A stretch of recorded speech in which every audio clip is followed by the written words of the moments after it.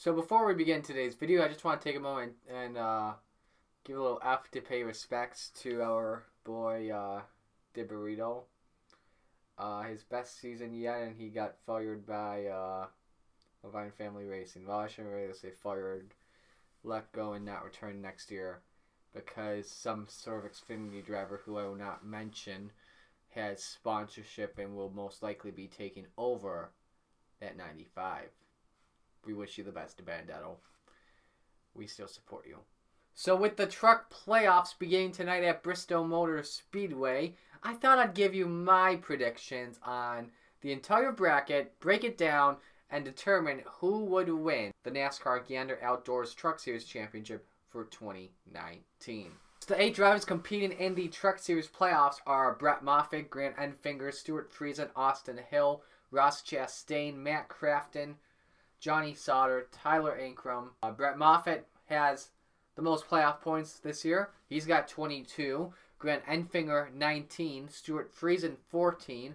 Austin Hill, 12. Same with Ross Chastain. Matt Crafton, 11. Johnny Sauter, 9. And Tyler Ingram has 5. So we're going to break everything down round by round, tell you the drivers who to watch out for at each track and the drivers who you may want to avoid.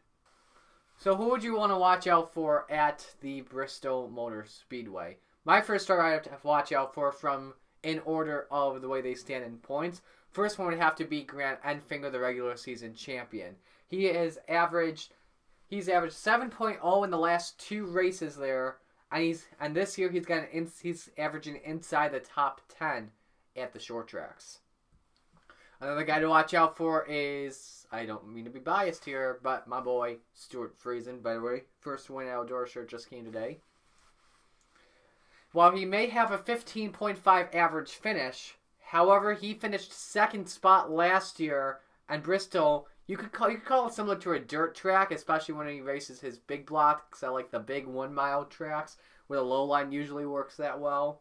Another guy to watch out for, probably Ross Chastain, who's pretty good at pretty much every track we have on the circuit this year. He may be averaging 12th at short tracks this year. However, though, if you take away his disqualification at Iowa and say he has won, he's averaging inside the top 10 at all short tracks we have this year. Matt Crafton could be a guy to watch out for as well. He has a 5th place average finish. He's also led 90 laps at the racetrack. Same with Johnny Sauter. However, though, he won last year and finished 6th in 2017. Led 58 laps, and he's run well at short tracks this year, including that win at Dover. Yes, I consider Dover a short track. Thank you, NR 2003. And the main guy that will probably be cold at Bristol this year will probably be Austin Hill in number 16. He has not done so good in 2 races at Bristol, dating back to 2017. He finished 21st and 22nd, and this year his best finish at a short track was 7th at Dover. Everywhere else was outside the top 10. Matt Crafton is one of 2 playoff drivers in the field that has raced at Canadian Tire Motorsport Park every single time, and he is averaging 8.7 at the track, and he's only been outside the top 10 once. So Crafton would be a good guy to watch out for there. Both times since 2017 at the road course. And then a driver who is not, I would probably have to go with Tyler Ingram. He's never raced on a road course in a truck like this, since this is the only road course the Gander Outdoors Truck Series go to, and this is his first season as a full-time driver. However, though, looking at his experience last year in the Canon Pro Series East, he did finish inside the top 10 at both races, 7th at Watkins Glen and 9th at the New Jersey Motorsports Park. And then finally at Las Vegas, probably the hottest driver would be Grant Enfinger in that one. His best track in the playoffs, he's won there last year in 2018, 6 starts there, averaging 7.8 for an average finish, 2 top 5s and 4 top 10s.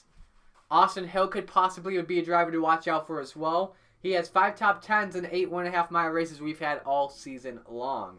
Tyler Ingram could perhaps be another driver to watch out for, with his 3rd place finish at Texas with an amazing save there, as well as winning at Kentucky, even though that was a fuel mileage race. A win's a win though, right? The driver to be careful about would be Johnny Sauter in the 13. While he may have a 5.5 average finish and he's led 21 laps there, 7.1 overall average finish since he's been racing for, I don't know, he's raced longer than I've been, maybe, I don't know. He had top 10s at all 1.5 mile tracks the Truck Series went to this year until we went to Kansas. Then he started to go on a really cold streak there. So the drivers that I think will make it into the next round will be Brett Moffitt, Grant Enfinger, Stewart Friesen, Ross Chastain, Matt Crafton, Johnny Sauter. Tyler Ingram and Austin Hill do not make the cut to the round of 6. Number 2 takes us to Talladega, Martinsville, and ISM Raceway, where ISM will be, by the way, the season finale race in 2020. Who would possibly be the driver to watch out for here? I would probably start off with Ross Chastain. He got third at the Trucks in Daytona this past February and also won at Daytona in the Xfinity Series earlier this year. Had an amazing race there, phenomenal. He would possibly be a driver to watch out for when the Truck Series heads to that Saturday afternoon race. Another driver possibly as well would be Johnny Sauter.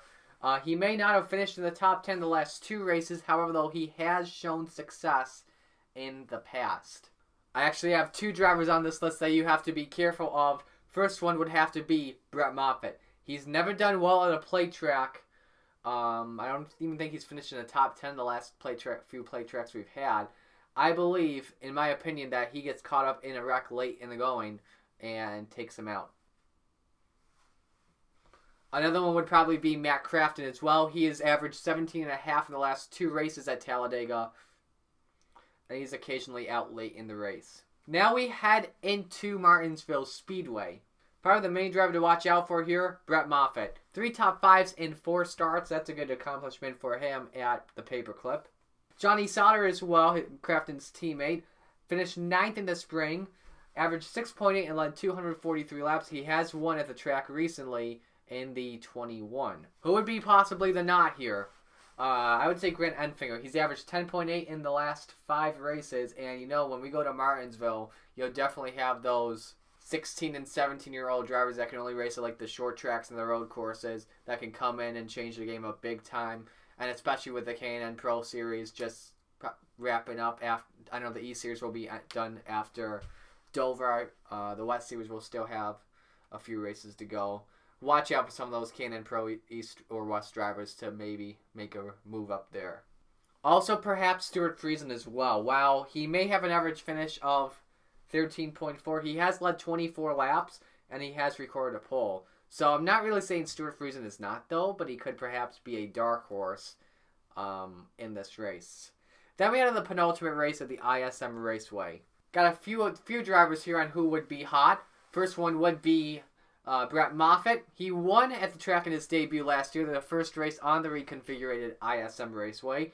So watch out for him to have a good performance as well in the 24 for GMS. Stewart Friesen, according to NASCAR.com, they say that ISM is his best track in the playoffs. He has 1 top 5 and 2 top 10s. He's averaging a finish of 9.7. Ross Chastain would be another one to watch out for as well. He's done very well on the flat bank tracks we've had this year. 4th at Martinsville, 1st at Iowa until the disqualification, 1st at Gateway, and I know there's a banking in turn 1 and some in 2, but I would consider Pocono maybe a flat bank track. He finished 1st at Pocono as well. Who would be not? I would probably say Matt Crafton. He does not have any top 10s in the last 2 races we've had there. Unfortunately, I think he goes out. And the same thing as well with, I forgot about him, Grant Enfinger. He's averaging a 14th place finish. Highest he's been up to is 4th, and the lowest he's been is 24th. However, though, he has led 10 laps, though.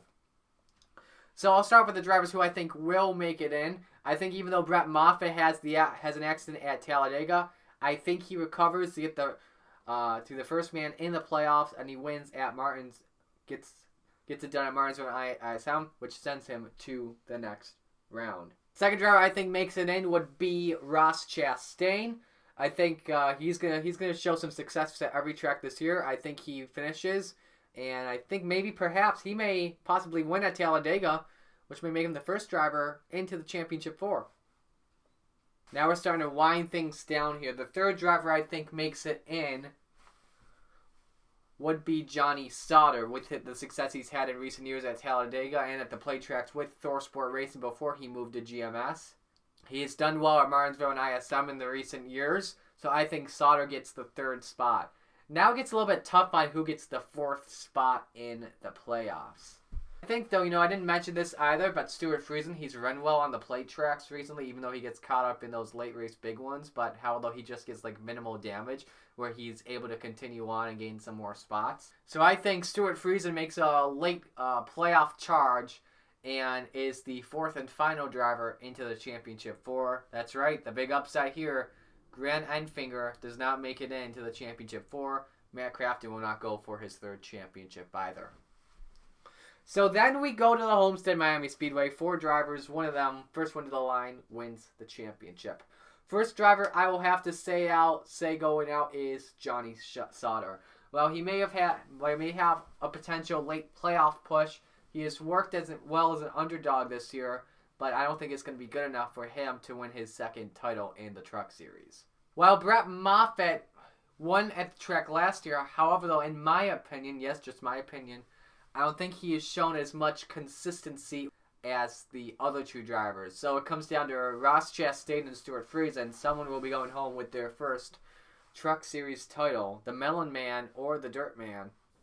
While Stewart Friesen races at Homestead, which could be similar to running the cushion on the high side at that track, this would be the biggest moment of Friesen's racing career where he would be fighting for the championship in the Truck Series. And we've seen how he's done in big moments before, such as leading the most laps at Kansas, almost getting his first win at Eldora in his rookie year in 2017, almost getting it done at Texas as well. However, though, I think something happens with Friesen where his car starts to fade back in the later stages of the race, and I know it's a bummer, even when it was me wearing this shirt. And because of this, I believe Ross Chastain will win the title with Nice Motorsports. Why? Because pretty much the Melon Man has shown he can wear anywhere in any car. I mean, look at this. He's taken a Nice Motorsports car to victory lane, something I didn't think would happen at all when they first started. So yeah, my prediction is Ross Chastain wins the 2019 Truck Series title. It's going to be a fun truck playoffs. I look forward to keeping an eye on live timing tonight on the NASCAR app because I'm at work tonight. We got a game tonight. If you guys enjoyed the video, leave a like, comment, subscribe. See you all in the next... This is Marty. I'll see you all in the next video. And until then, peace out.